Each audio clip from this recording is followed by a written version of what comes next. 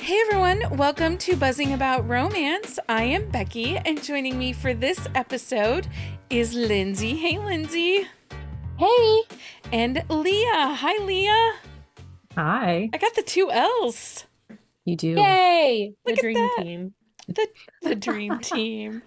The lovely ladies. That's our heroine archetype. So this episode kicks off our September episodes of 2023. And Can I just say I can't believe it's already September. I know, right? Yeah. Like that in itself makes me a little bit sad. So we're in the time of the Virgo, the Virgin. And so we're going to focus a little heavily on the ladies this month. Although I say that, but the next episode's book boyfriend. So I don't know.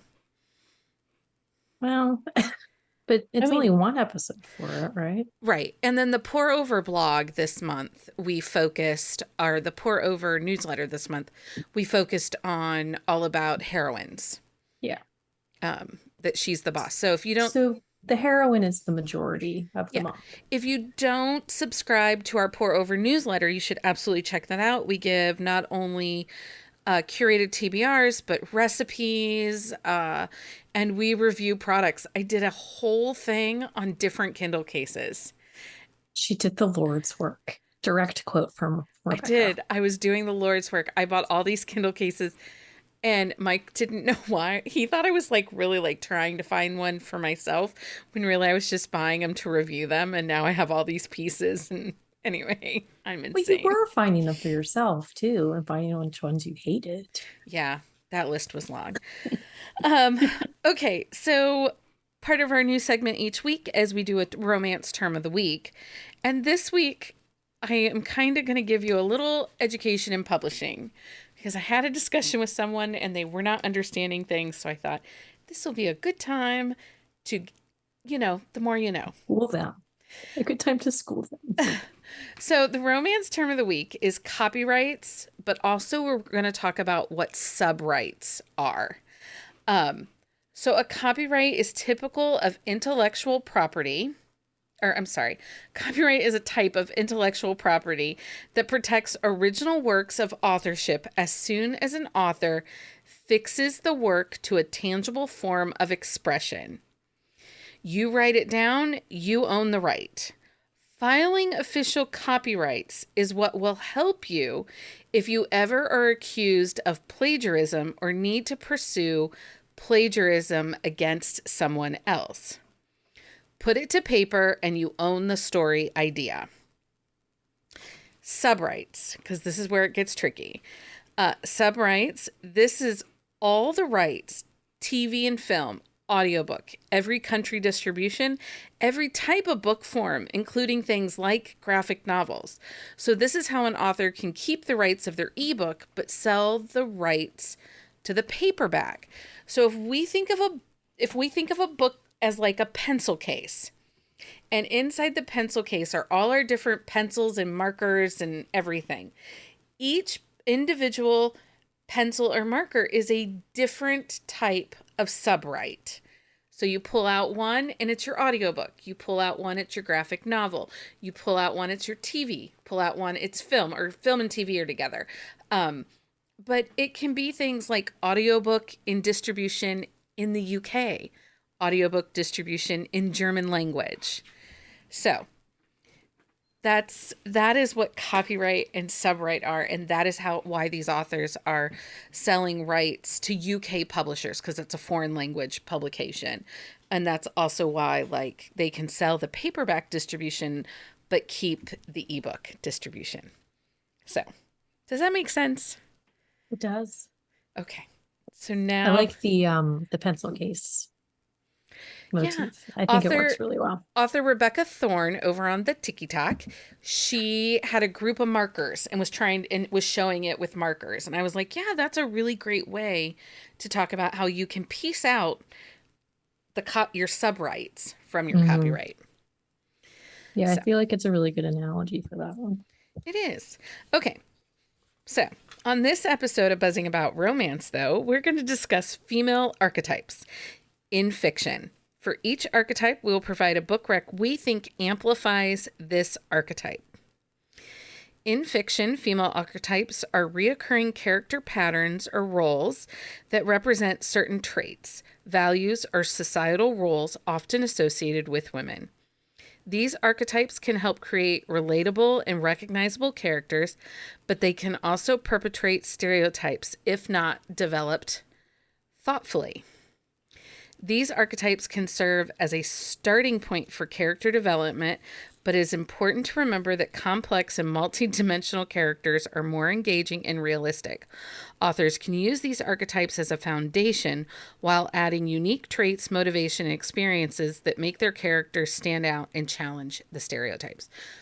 So just because we say a character is X, it doesn't mean that they might not personify other archetypes. We just are picking the dominant archetype in our suggestions. Well, but let me say, I've been harping on the idea of we need to use more heroine archetypes, like as in general, because I feel like we are constantly talking about like the heroes, like they are this type of hero. And like I always feel like we need it more in the feminine side of it. But as I was going through and doing this, I realized that while I want it, I do not characterize my heroines in the same way as I characterize my heroes, because I had a hard time finding.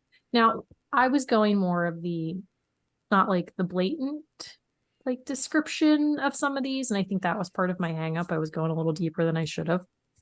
But I don't characterize my heroines the same way I do as my heroes. I don't think many of us characterize. I think we give heroes a type and then we demand more of our heroines. Yeah. What do you think, Lindsay?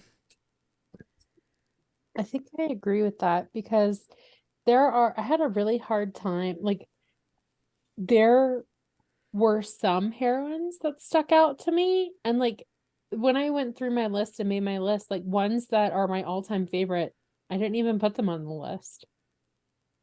Mm-hmm. And I don't know. I had a hard time with this. I think if we did the same thing for heroes, I think it would be a lot easier to find a dozen books. And I don't know why. I don't know why that is. So part of it, I think, is in how you consume the romances. What is your purpose of consuming romance? Is it the escape? Do you often place yourself in the role of the female?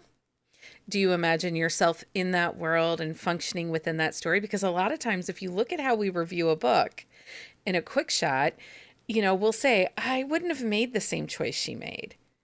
Yeah. So I've imprinted myself into the story by questioning the choices they make. Or he didn't grovel enough for me. I wanted more from him. I wouldn't have given him as easily. So therefore, are we connecting more to the male heroine because that's what we're supposed to do? We are, for the most part, cis, hetero women. And so we are, in a way, imprinting to the man more than we are the woman. Mm-hmm. Well, and I wonder, though, too, if I go into it with the expectation of what I want out of my heroine, not who she is, but how she is, like how she deals with things, how she is with other people.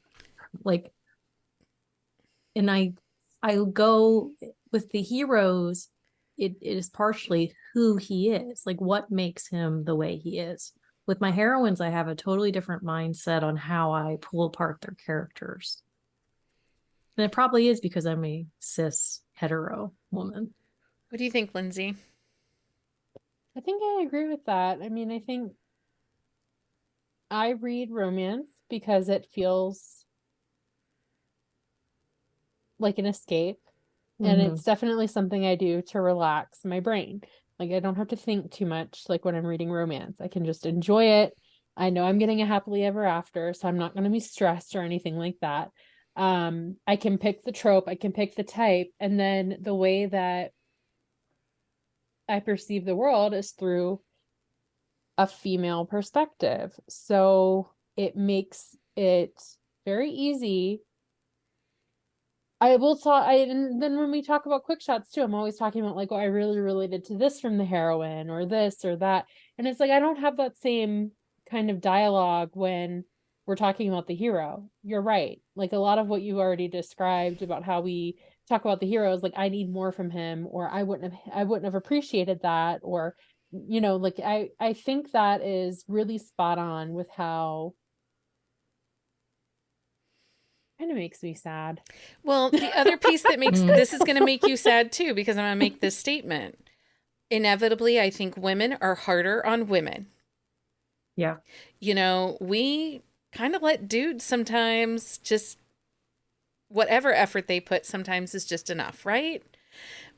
Except, in a same situation, we want 7 times more effort from a woman. And as a woman who has absolutely judged other women, I think we sometimes do this to our heroines in our romance. We judge them at a harsher lens than we do the hero. I think it's also a subconscious bias. Agreed. I think we don't even realize like this.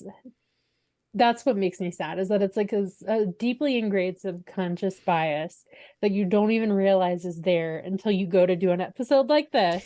And then it's a much deeper conversation than we ever could have predicted. I mean, I think about it like we did an episode, that was like grumpy versus asshole versus alpha hole, right? Yeah, I think so. And there was no problem. I came up with a list of 100 books. And it didn't take any thought. And then this one, we've been sitting on this. I came up with this idea, 2 weeks ago? I was like, hey, let's do this instead. Well, but you guys are like, like I said, though, you and I have talked about this for a few months, like back and forth about like how there isn't enough emphasis on the fact that there are these characterizations for men, and they do exist in the literary world, just not in romance so much. So, okay, let's get to these archetypes, guys, because I think we're going to spend some time on each one. So the first archetype is the heroine. This archetype is often the protagonist of the story who embarks on a journey, faces challenges, undergoes personal growth. She is often brave, resourceful, determined, breaking away from traditional gender roles to achieve her goal. So different characteristics you'd expect to see. Brave, resourceful, and determined. So those are the characteristics I focused on when coming up for books to recommend that I think, and this is personal, that I think amplify the heroine archetype. So Lindsay, who do you have for a book rec for the heroine archetype? I have Olive Perry from Happy Trail by Daisy Prescott. Fair warning, almost all my books are from Penny Reed or Green Valley or Smarty Pants Romance. So don't like it. Too bad, so sad. But she is like literally on a journey. She is hiking the Appalachian Trail. She is a through hiker, and she is literally on a journey. So she goes through a very public breakup on the trail, and then she hikes her way to Green Valley. She kind of winds up reinventing herself, and I think like very true to the heroine archetype definition. Okay, Leah, what do you got? Okay, so I have her name is Delilah, and she is from Ember by Emma Renshaw, and this town itself is like was part of, there's a big fire like and the town is like has rebuilt from like the aftermath of that, and Delilah is like a new person who lives in there, but she's like a single mom. She struggles a little bit, but she doesn't let it bring her down. Like she does what she has to. She makes the best of like what she has in her life. Like she has her son, she has her mom, she has her job and her home, and it's like she doesn't allow any of the negative to bring her down. Like she really works hard. She's not one of those struggling moms who like, and that like that's the single mom thing that I hate is they're always struggling. Like she's not struggling. Like, yes, she struggles because she's a single mom and doing everything on her own. But what single parent doesn't do that? But she does what she has to. And I just really love the strength that she finds in herself. So I had quite a few for this because I think this is one of the easiest ones to pick. Mm-hmm. It's the most obvious, right? Yeah. So I'm going to pick Penny from Master of Sin by Sienna Snow. This is the first book in her Masters of Vegas series, or Vegas Gods, I think maybe it is. Vegas Gods. Gods of Vegas. That's the name. Anyway, Penny is, she is a businesswoman, but her father also owned a corporation, and the father has died, and the stepmother is helping to run it with her half brother, and Penny is also part of the management ownership team. And the stepmother's doing things in order to get Penny out of the company so that she can sell it and keep money and kind of take Penny's inheritance away from her. But on the side, Penny has a super successful whiskey distillery business that she's doing kind of underground and under the radar. And she connects with kind of this bad guy who is also a family friend, but he has mafia ties, and to help blow up her stepmother's, under what her doings. And she's doing this at the risk of potentially losing her entire livelihood and inheritance. But she doesn't care because it's for the better of her brother and overall what she needs. So, Leah, did you have any other books or? No, because like I said, I had a hard time narrowing it down. Lindsay, did you have any other books for this one? I only picked one for pretty much all my categories because I struggled. So a couple other books to look to for the heroine. I have Layla from the Tryst by Lauren Blakely. Tryst. That's how like Becky likes to say it. Tryst. She said it right tonight. Willow. I like to say it wrong tonight. Willow, the heroine from Dominic by Sawyer Bennett. That's in the Arizona Vengeance series. And Lark from Stay Here With Me by Carrie and Ryan. Those are all very typical heroines that show bravery, resourcefulness, and determination. Okay, Leah, do the next one. Give us the hero type and then what the definition is. Okay, so the next one is the damsel in distress. This archetype is characterized by being in need of rescue or protection from the hero. While this archetype has been criticized for its passive portrayal of women, modern interpretations often subvert this trope by giving the character agency and independence. So, okay, Lindsay, who do you have for a damsel in distress? Callie Kendall from Highball Rush, Claire Kingsley, and by Claire Kingsley. Claire Kling. Oh my goodness! Claire Kingsley and Lucy Score. I'm not drunk, I promise. Like, I haven't even had alcohol, so I don't know why I had trouble saying that. What a tongue twister. The reason I say that is I picked this one because they set up Callie Kendall as the damsel in distress through that entire series. It's not just a single book. It's not just the single book. Like, you really get that part that, the piece of giving the character agency and independence in the end. Like, you really see that in this book. But you see, like, the damsel in distress, the need of rescuing, like, the mystery around her character. Like, all of that is very true to this. And this is, like, her story overarches that whole series, and it comes to fruition with this Highball Rush book, which is the 6th in the series, the end. And I thought that was the best example. No, I think that's a good one. Because you do see, like, her, kind of where she needs help, but then she does have an independence and an agency and a control that she takes back by the end. Yeah. And it's different because like in a lot of it's contemporary. It's not, there are suspenseful elements of it, but this is contemporary. But in romantic suspense, like damsel in distress is pretty much like the archetype. Like almost every single female can be attributed to that archetype. But for this, like it's handled in a very different way because it extends beyond just the book. Yeah. I agree. I think it is easy to find damsel in distress, not just in romantic suspense, but also in like BDSM type relationships or mafia. Mm-hmm. Yep. Okay, who do you have for your damsel in distress, Leah? Okay, so I went a little off the contemporary road on this one, and it's actually an MC romance, so contemporary adjacent. But it's Blood and Bone Sig by Jeannie St. James. This is book 2 in the, I think it's book 2 in the Blood and Bone series.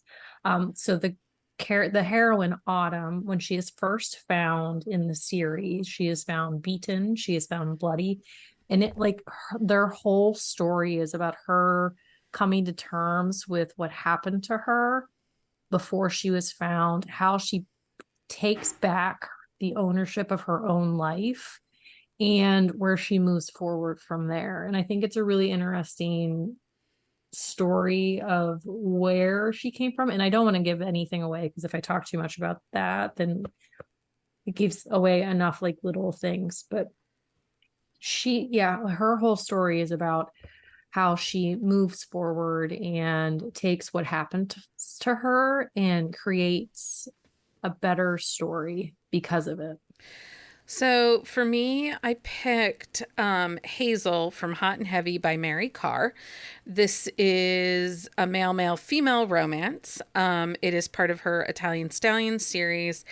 And Hazel gets kind of dropped into a world where she comes from a family that's kind of the bad family.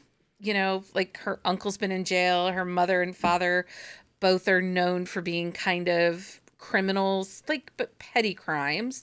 Mm-hmm. And she's accused in the beginning of her book, she's working as a live-in nurse and she's accused of stealing from her patient. And when she realizes that her uncle is the one that was doing the stealing, she runs to Philadelphia and meets the two heroes in the book. And the motel that she's staying in catches on fire the first night that she's there, and they kind of rescue her. But by the end of it, because of how it works, they help her find a new job, and she starts to build a life of her own outside of them. But she's absolutely at every turn the damsel in distress, and she doesn't really get her agency until the end, but it comes through because she trusted and accepted help from these two guys. So, also, who doesn't love a throuple? It's true. And swords cross in that one too. They right? do cross in that one, yeah, which we don't always get with hers, but those swords cross. Okay, Lindsay, do you want to read the next one? Yes. The femme fatale, a seductive and mysterious woman who uses her charm and allure to manipulate others. This archetype can be morally ambiguous and often challenges societal norms. Okay, so I'll start first. I went with Something Unexpected by Vi Keeland, the heroine in that book. Part the reason that I picked her is she goes against what is expected of her. She has a bucket list on life and she's living it and helping another friend who's at the end of their life live it. And she pushes boundaries and doesn't just accept the status quo. And there's a lot of uncertainty around her, and you don't know why until the very end. But if you read this book, just know it does end in an HEA for Beckett and for, I can't think of her name, but together it does end in an HEA. Oh, I was like drawing a blank on this book. I'm like, I know I read that, but it is worth the read. And it is. Yeah, definitely. Because she's so ambiguous with her. There's such an uncertainty about her that you don't realize Yeah. what it is. Anyway. There's a twist that you were not expecting. Yeah. That was one of those books that you don't realize Vi's gonna like rip your heart out, and then she does. And There was some ugly crying after I was done with that book. There really, really is. I Okay, was not okay. Eleanor. The heroine's name is Eleanor. Uh, Leah, who do you have for your femme fatale? Okay, so mine is Trinity from Brody's Vow by Kaylee Cross. So her whole backstory is she and a group of women were basically part of this sanctioned program to create female assassins who used their bodies, used their minds to seduce and prey upon not so good people or sometimes some decent people, but the whole premise of her training was to use her body as an like as a weapon. And I just thought the change from like when she broke free from that network to how she lived her life after that and how she refused to use her body in any way to further her life. And that's not the best way to put it, but like she was very clear about the lines of this is my body, this is what I'm going to do with it, this is what I had to do with it before, and I'm never going to use it in that way again. And there's a whole series about, they're called Valkyries. There's a whole series about them, and it's actually really entertaining and engaging in the way that the different females had different specifications almost in the way that they were used. Okay. Lindsay, what do you have for the femme fatale? So I went a little bit different direction with this. I kind of thought of the femme fatale as like, I think you actually see this a lot in the brother's best friend trope when it's a much younger sister. And I picked Beneath the Stars by A.L. Jackson and Maggie Fitzgerald. She is 21, really young. And she is staying with Reese. He's in the band with her brother, and she's staying at his house for the summer. And man, does Maggie push some boundaries. Like, Yeah, Reese she is does. trying to, I mean, she is very much aggressively pushing boundaries. And he just gets to the end of his rope. He can't say no to her anymore. And then they both fall in love. And I think the way, like, it stuck out to me. I had a really hard time at first figuring out like how to even pick a femme fatale. But then when I thought of it, like Maggie and her spitfire personality and the way she's just like absolutely relentless when it comes to him.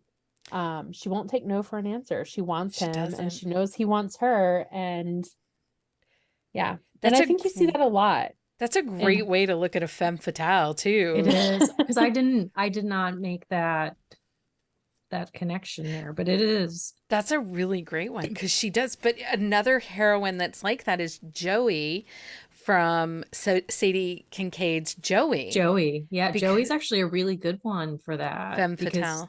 She's dangerous. Yeah, and I mean, you even see it with and then I started thinking about it and I was like, wow, like this is actually like very true to that trope, because you see so many good examples of it where like these girls don't usually behave in this way, but then their heart is dead set on something and they just go after it. So if use all their wiles to go after it. If we look at that, that might be one of my favorite female archetypes is the femme fatale. Yeah. The pursuer, the one that's going to push and challenge society. Okay, Lindsay, now you made us think about things. Well, I also not just think about it, but like I also think that is specifically why that is one of my favorite tropes. I do like that trope. It does make sense. Okay, so the next female archetype is the mother or the nurturer. This is going to be emotional. Oh, I guess I'll read the definition. Sorry. This archetype embodies qualities of caring, compassion, and selflessness. She often provides emotional support and guidance to other characters, and her nurturing nature can drive her actions throughout the story. Okay. So Lindsay, kick us off here. Who did you pick for the mother or the nurturer? Fiona Archer from Happily Ever Ninja by Penny Reed.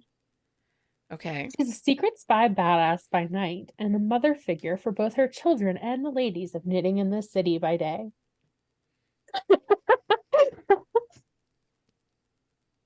I really, but she doesn't have it all together. Like, I really like this book because, like, you see in the Knitting in the City group, like, she is the mother figure. And then you get to her book and, like, she is spiraling out of control. Like, this book, her marriage is in peril. It's a saved marriage situation, and I like that. We don't see a lot of those that I find to be done very well. Yeah. And her and Greg are having a hard time in their relationship. Like, Greg is going off all around the world for work, and she's at home with the kids, and she used to be a spy, and she's struggling, and he doesn't even know she was a spy. Sounds a little True Lies-ish. That's It a is a little bit. little bit. It is a little bit. And then, like, Greg is away. He winds up getting kidnapped, and the story is about, like, her going after him with Quinn, Janie's husband from Neanderthal Seeks Human, and the Cypher security team. They go after him together. He's in Africa in the oil fields out there. And, like, it's the story of their marriage being saved through a very, like, action movie-esque story. It's very gripping. But, like, at the same time, like, you learn about these things Fiona's gripping with, on top of, like, she's grappling with, do I have a brain tumor? Or, like, she's pregnant with their third child. It's, like, a very emotional time for her. And you just don't see, like, this side of most heroines, and, like, she's so put together in all the other books, and then you get to her story and it's just like you see the veil behind the chaos, and I just love it because she is very much the mother nurturer type. Well, and she truly is the hot mess express. Yeah. Leah, who's your mother or nurturer? Okay, so I went with the nurturer side of this because I felt like the mother part was just too easy because I like a single mom book. But so Every Moment with You by J.E. Parker, the heroine's name is Maddie, and she went through some shit when she was younger, but she is the manager of a women's shelter in the small town that they live in, and the compassion and the care and the time that she spends with the women that come and the children that come to this shelter because they need to get out of very bad situations, and the way that she treats them, and the fact that, like, she truly, like, pulls each of these people in. Like, she has the biggest heart and cares so much about the people that are in a part of her life. And I, like, so that's why I went that direction, just because I feel like the mother part, like, it's kind of self-explanatory, but you don't always get that nurturer aspect to it. So I'm gonna pick someone that I think that's you're gonna balk at. But let me get through this. Okay. So I'm going to pick Jules from My True Love by Melissa Foster. Because if we think about how she kind of mothers Grant, how she nurtures her siblings and mothers them, even though she's the youngest, she starts the group chats. She makes sure everybody's okay. She makes sure everybody has what they need, which is very mother nurturer. But she is not a mother. She's not, which is where that nurturer, like, side, like, subsect there really makes a difference, because she really nurtures those emotions and those feelings. But she also kind of She mother hens them to death. She does, and she's but not I love even her a mother. so much. I love her so much. But I do think that Jules from My True Love by Melissa Foster is a perfect example of a non-mother mother. Okay. I will give you that one. Okay, Leah, read the next. Okay, the warrior. The warrior is a strong, skilled fighter who defies traditional gender roles by excelling in combat and taking on leadership roles. This archetype challenges stereotypes by showing that women can be strong and capable warriors. Okay. It is Lindsay's turn. Go first. Tell us who you have for a warrior. I promise I read books that just aren't by Penny Rear, sorry, trans It's authors. okay. But I It's fine. picked Code of Conduct by April White. Shane P.I. is the heroine in this book. She's a disabled heroine. She has a artificial limb, but she is a total badass. She's a private investigator, and she basically nothing stops that girl. Like she just goes and gets it. She winds up crossing over with the Cypher security team in her book. And she winds like her partner becomes one of the guys on that team. And I can't remember all the details of this book, but like she is very, very strong. She has like she definitely struggles a little bit with her situation, but she doesn't let anything stand in her way. Like she understands her limitations, and while she does struggle with them in some degree, she doesn't let it stand in the way of her doing her job. She has a really cool job with being a private investigator, and picked her. Okay. Leah, who do you have for your warrior? So, fun fact, before I say this, I have 3 heroines with the exact same name on my list. Okay. Okay, so this is my second Delilah. So she is from Frozen and Ice by Cynthia Eden. It's book 1 in her Ice Breakers cold case romance. So Delilah is a woman who she's part of this cold case group who they do that. They research and look for like try to solve cold cases. And she kind of breaks the mold a little bit because she's not that stereotypical woman who just clumps at a computer or things like that. Like she goes out, she researches, she actually is trying to get close to a billionaire to find out if what happened to his brother and the stories behind it. But she's strong and she fights for what she believes, and she knows and wants everybody to know the truth behind what happened to the people that they loved, but they don't now, and they haven't known for years. And I think it's really, I just really love this series in general because I do love a cold case file. But she just is really, she's smart and capable, and I just really like that one. So I'm going to go with Layla from What Hurts Us by Maggie Gates. In this book, she is a flight nurse attached to a quick rescue helicopter EMT team. And she is also, though, the daughter of an Iranian family. And so she has to kind of balance the family expectations of cultural expectations along with this very highly demanding job. She's headquarters at a helicopter that's in rural North Carolina. And so they're being called to very different types of scenes. Some are flat land, some are in the mountains, some can be dangerous, and some can, be just terrible to get to because of location. And it's a small town romance, and I love this series, but she absolutely is a warrior that fights for what she wants. Okay, who wants to read The Mentor? I'll do it. Okay. This archetype imparts wisdom, guidance, and knowledge to the protagonist. She is often an older and experienced figure who helps the main character on their journey.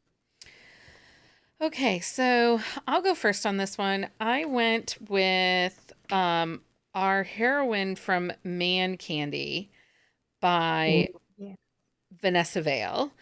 So in this book, what is her name now? Because you would Lindy. Lindy, right? Yeah, Lindy. Lindy is the older sister who was the guardian for her younger sister and helped raise her. But she also helped raise her younger sister's best friend. And in her book, she moms everyone, but really she's not momming them. She's just trying to help them do the best they can in their life so that she can move forward and have her own life. So there's a little bit of selfishness to her choices. This is also an age gap romance where she is 7 or 8 years older than her hero. And between, and he's a little bit of a wild guy that needs some, Yeah, but he needs some help. he falls hard and falls fast. He does.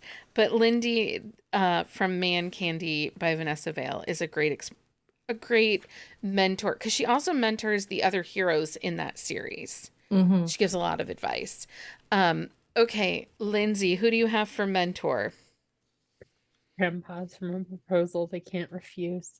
The grandpas. Well, that That does not do like a count. side character like that, but that would, well, but They're not grandpas. heroines. That's They're true. grandpas.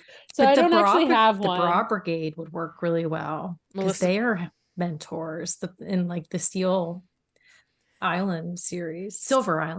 I don't Lindsay, know. I think it's struggled time with for this you one. to read Melissa Foster more. Wait, have you not read those? I haven't read Melissa Foster since Just like start in 2018. No, just start in Silver Island. You don't have to go anywhere else. You can just start right in Silver Island, and it is delightful and wonderful. Honestly, if you want to start with Jules and Grant, just do that because they're my, well, although Levi's top notch, Okay, too. you're off But topic and we're anyway. not going to get through all of these. We're not. Okay, so Well- my mentor, I went with the blatantly obvious choice to me. So I went with Heart Words from Nora Everly. So Rose is I think a kindergarten teacher, but she does mom her siblings quite a bit. But I like this one because she is taking these young minds and molding them to the way that she thinks they should be.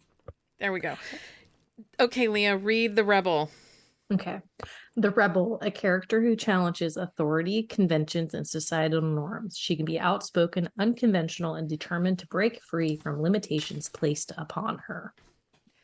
Okay, who do you have for a rebel, Leah? I actually have Piper from She Loves Me by Melissa Foster. Piper is a construction worker. She is brash. She is commitment phobic. She does what she wants. And I just love her so much. Lindsay, who do you have for a rebel? Tempest from Stud Muffin by Jiffy Kate. Ooh, that's a good one.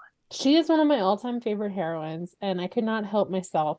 She is struggling with grief over the loss of a relationship. She wants a child. She wants a family. She's struggling. Her husband is cheating on her. Her marriage is ended, and she just literally burns his clothes in the driveway. She's in small town.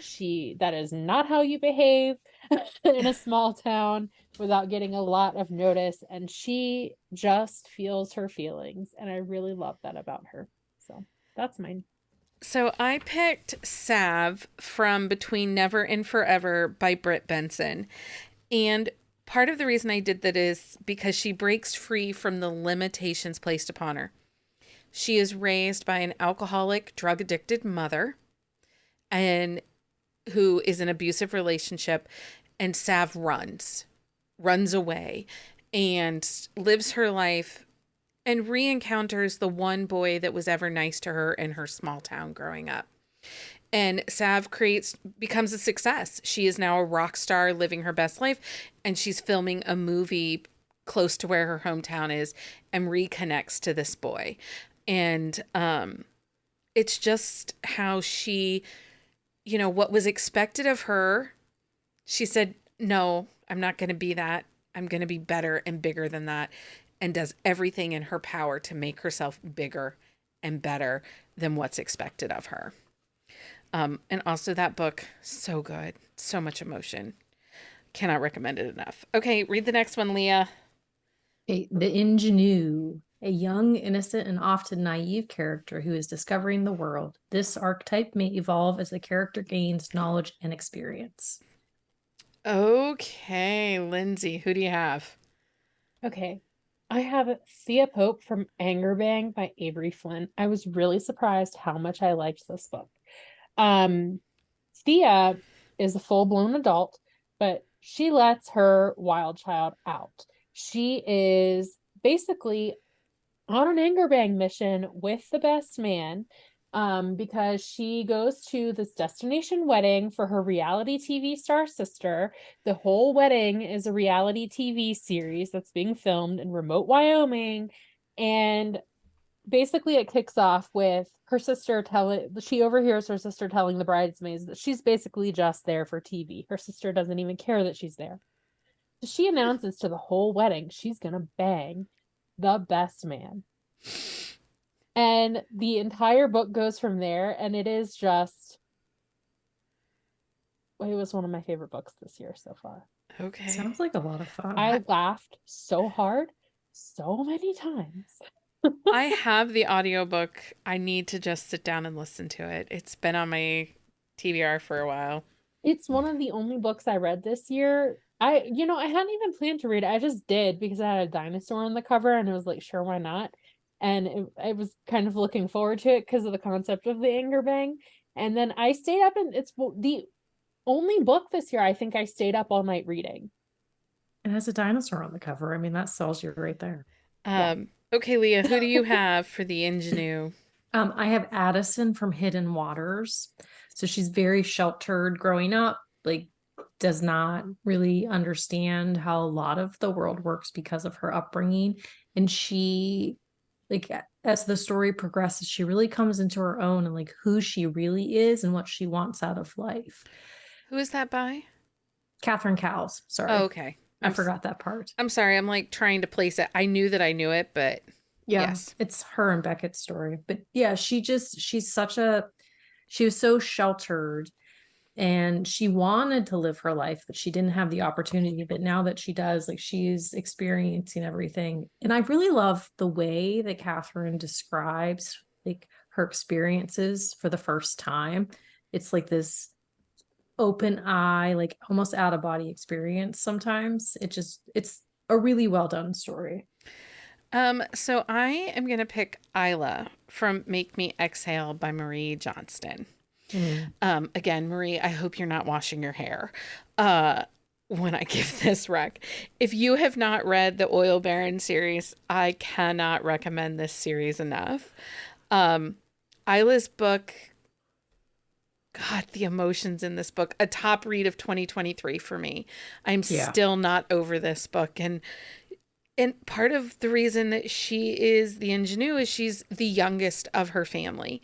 And because of that, she's kind of been sheltered, but she's also the child that's trying to please her very demanding, rigid parents and be good enough for them. And within her story, she decides that she wants to be good enough for herself. And so she takes her power and claims it and moves forward in her story. And then by the end, she's making some hard, tough decisions and absolutely becomes her own heroine. So if you've not read that series, I cannot recommend Make Me Exhale enough. Such a good book. And then I want to caveat this one. Sully from For the Love of Whiskey by Melissa Foster is another really great example. She escapes from a cult and is trying to figure out how to move forward in a world that's not a cult. And she was raised in the cult, so she has to learn how to be her own person again. So anyway, I feel like this is really the Melissa Foster Penny Read episode, though. There's a lot. Okay, so the next one is The Witch or the Sorceress. And I did not let us pick paranormal for this one because I think that would have been easy.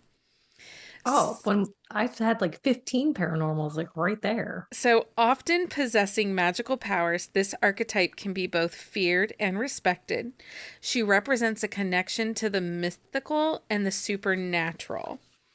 And there are contemporary romances that would fit this archetype, but in a different way. If you look at this as being feared and respected, instead of on the mythical piece of it. But anyway, Leah, do you have a book rec for this? I do. So A Little Taste by Tia Louise. It is book 1 in this series of 3 brothers, but the heroine, her family is magicians and her mother is a claims psychic. Her dad was a magician that passed away during a trick. Like her grandmother claims to have like sight and things like that. And there's an emphasis on the tarot and all of that. And so Britt is our heroine, and she has a little bit of this in her, but she has been trying, like she tried to separate herself from her family, but the hero hates it. He hates it so much. And it is actually a big sticking point between the two of them. Her family history and how he feels about it. But as the book progresses, like there's a moment that it's not so good, but as the book progresses, he realizes that like not everything that they do or talk about is a bad thing. And I thought it was a really interesting twist to it. But it's small town. Excuse me. It's I really enjoyed the story. Lindsay, what do you have? Sawyer Bennett, codename Hacker. That was on my list too, BB. BB Grimshaw, and she does have a superpower because she's a hacker. She's fresh out of prison. She is actually saved by the team so that they can bring her into their mission. They get her out of prison for their mission. And she's a hacker and she's helping them, but her level of skill for hacking definitely reads like a mystical superpower, because a lot of them just don't know how she's able to do what she does. Like the level of her hacking expertise, they're kind of in awe of her, and she's very much revered for what she's capable of.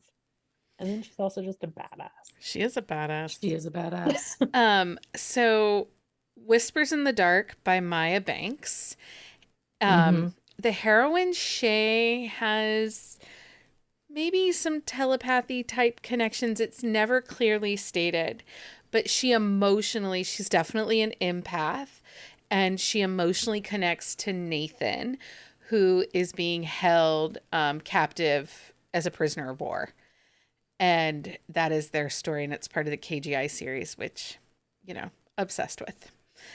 Good series, but we won't talk about that. We won't talk about that. Okay, Lindsay, read the sidekick best friend. This character supports the protagonist and provides comic relief, emotional insight, or practical assistance. Her role is vital to the protagonist's journey. But I do think we can have a main character that is the sidekick best friend.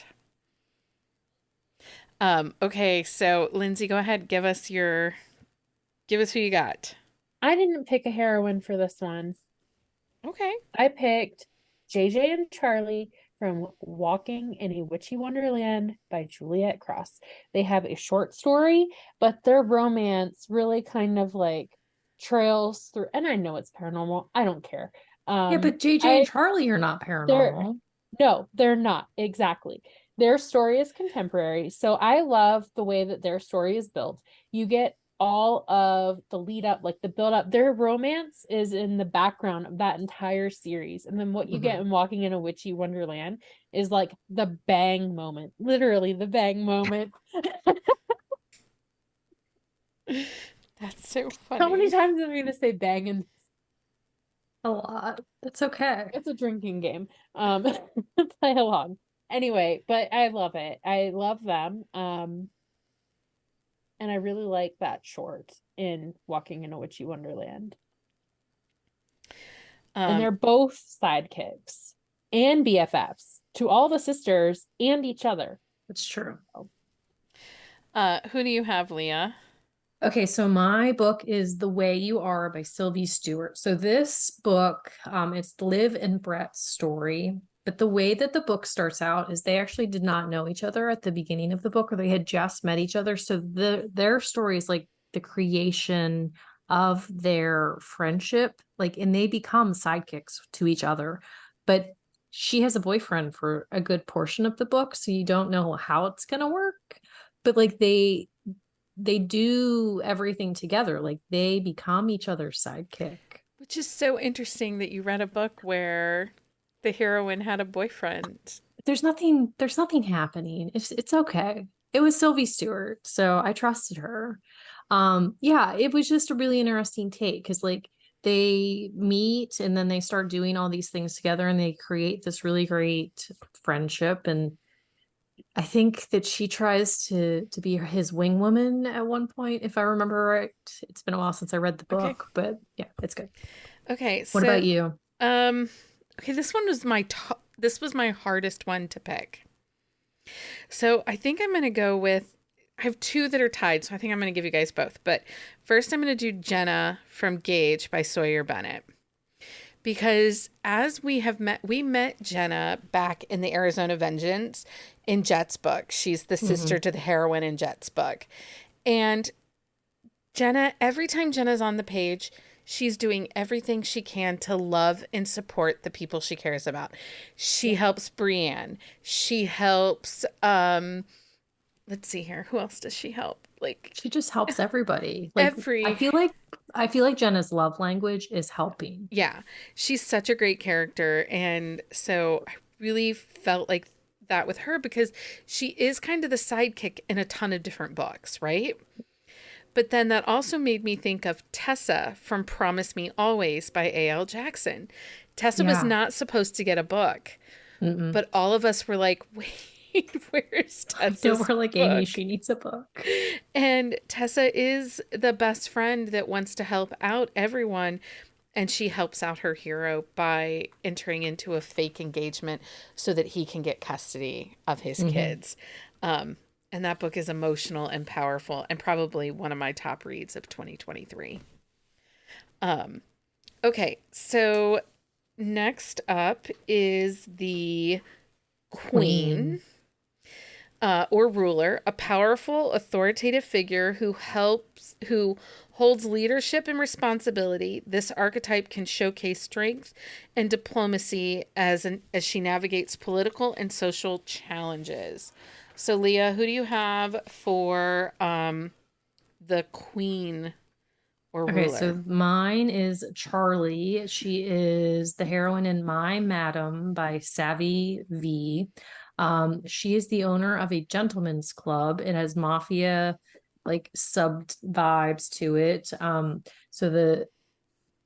But she had left town and she comes back because there was a death in her family. And so now she is in charge of all of these women, but it's like an upscale gentleman's club. But she is a woman who does not take any shit from anybody. Like, she is strong. She is smart. She is one of those women who she's surrounded by not so good guys and a lot of morally gray, but she sticks her ground and refuses to submit to what they might want. Okay.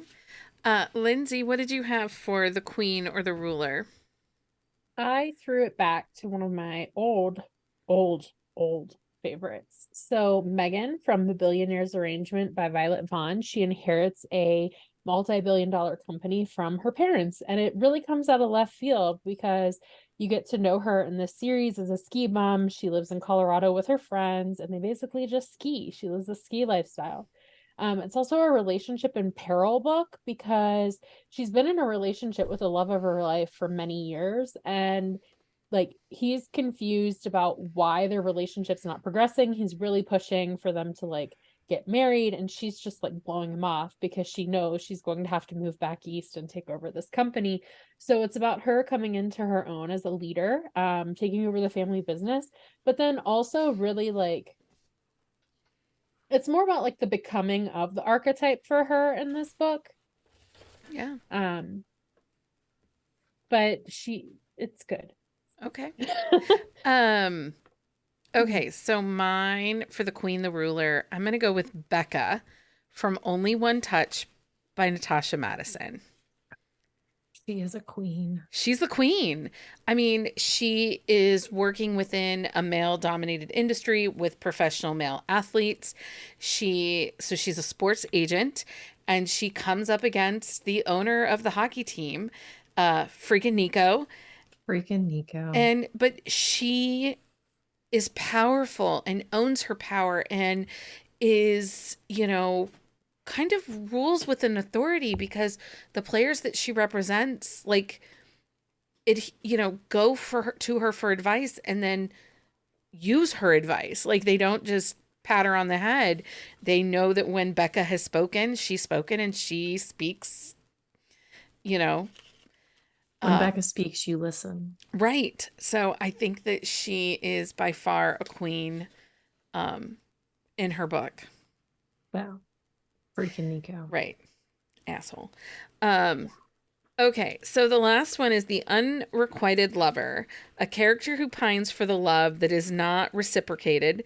This archetype can bring a depth to a character's emotional journey and personal growth. I think that this one was a challenge also. I actually didn't. I thought about it as well, but I actually wound up in the same vein as the femme fatale. I think the unrequited love is really frequent in the sibling's best friend. It is. My choice is a sibling's best friend, so I would agree with that statement. And I also think that we need to focus on the characterization of bringing depth to a character's emotional journey and the personal growth that they show in a book. So I'll give you mine and then we'll hear who you two picked, because mine is not a sibling's best friend. Mine is Maggie from Coming Home for Us by Carrie Ann Ryan. Because in very first book of this series, we meet Maggie and she's pining for this hero. And by the end of book 1, he has a freaking girlfriend. And then in book 2 and in book 3, she makes us like the girlfriend. And then Carrie Ann does something horrible to us. And it was dramatic. So freaking dramatic. There were some ugly tears. She killed the girlfriend. But at this point, Maggie's waited for 2 years for her hero to grieve and to move forward from the loss of his girlfriend. And because she can't wait anymore, she doesn't see the end coming for her. She decides that it would be best for everybody if she pursues a different job and walks away from the job that she loves. And the family that she loves. And the family that she loves, that's her family. And so I think that she is the epitome of the unrequited lover. Okay. Yeah, she was on my list, but I had a feeling you would pick her. Lindsay, go. Tell me, who is your unrequited lover female archetype? I actually wound up not picking your brother's best friend one, even though I just said all of that. And the reason was because I think like the example that I picked, it's Liz Peters from Tell Them Lies, a very old Carla Sorensen from the Three Little Words series. It's one of her I like that book. First series. And I think like it's a fake relationship, but what drives her to the fake relationship is that she's so in love with the idea of love, and she's so lonely, and all of her friends have married off, and she just wants to not be alone.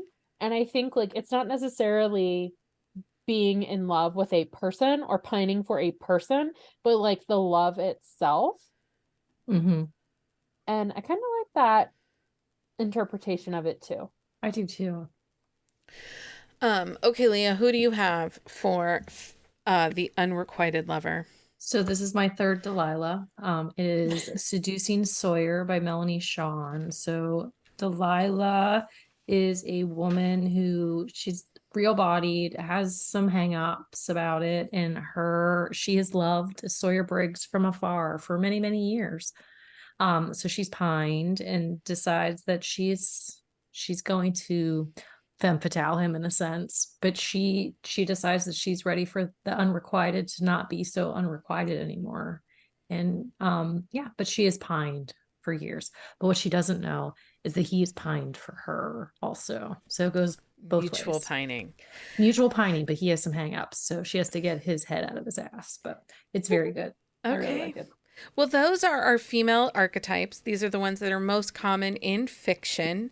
I think that as we start reviewing books, my goal would be that, maybe we'll start talking what kind of female archetype in our quick shots when we talk about, just like we talk about, making the decision that he's an alpha hole or a cinnamon roll hero. I would really love to see us say, you know, she plays the role of the rebel, or this is a femme fatale character. Just because, again, like you said, Leah, we don't do a lot of characterization on our female heroines, but we do give it to the men, to the male heroes, and I would like to see us bring more love and light to these female and characters. we do it to the heroes, like without thought. Yeah, it becomes second nature.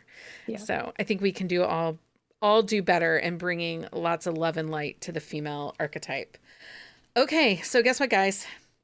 It's that time For for book of the week. It's book of the week time. I Leah, haven't done that for a while. Leah, what's your book of the week?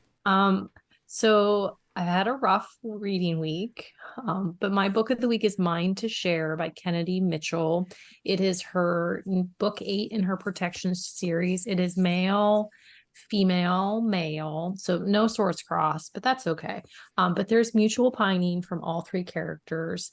And the heroine is a medical examiner who talks to her cadavers and makes dead people jokes.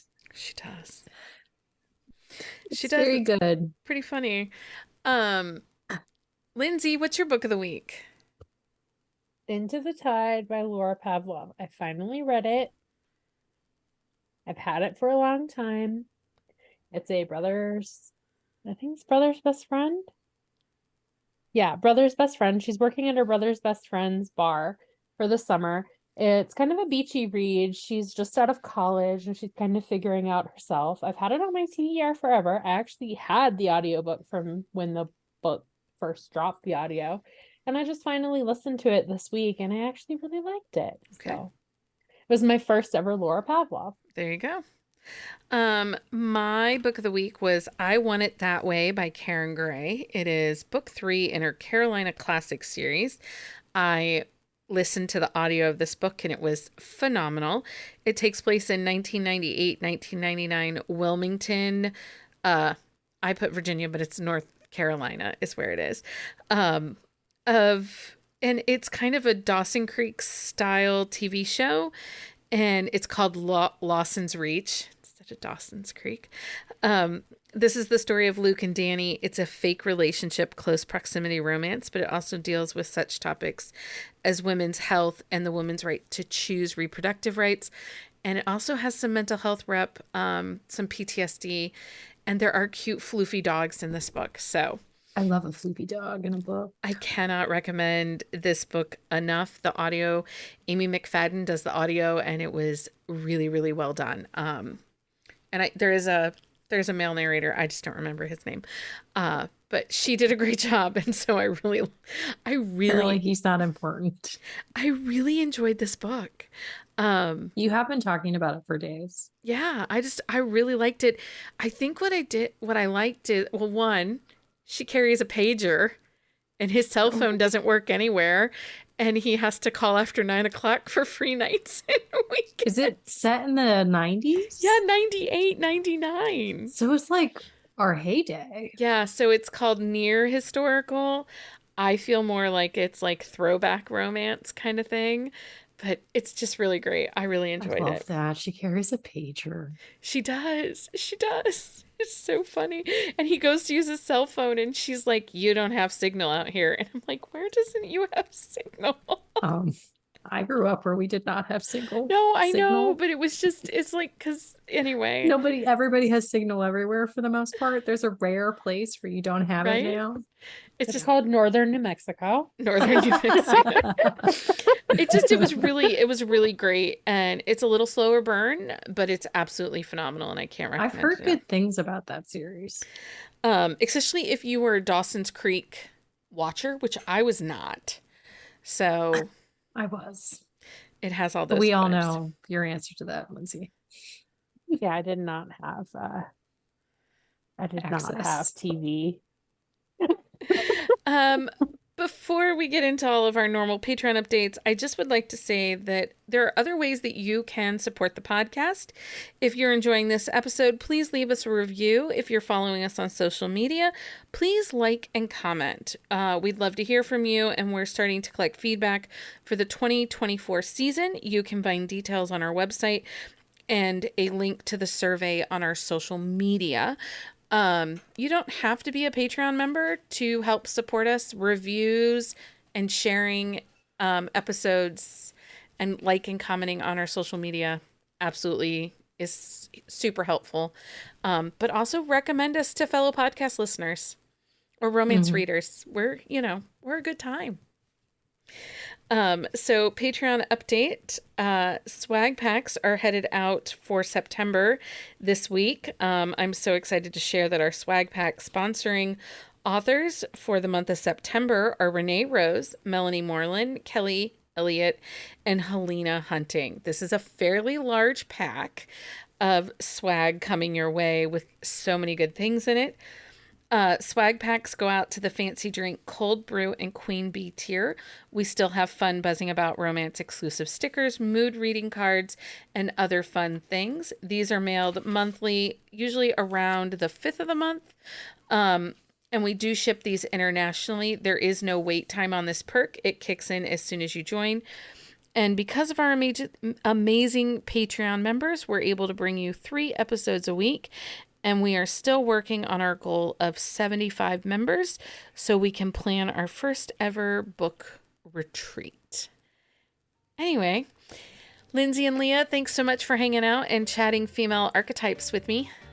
It's always a good time. It was great. So until next time, everyone. Happy reading, everybody. Find us on Instagram at Buzzing About Romance or on Twitter at Buzzing Romance. If you like the podcast, please leave a review. If you'd like to support us directly, join the Bookcase and Coffee Patreon and receive exclusive content only available to Patreon members. Check out bookcaseandcoffee.com for our on-the-shelf show notes.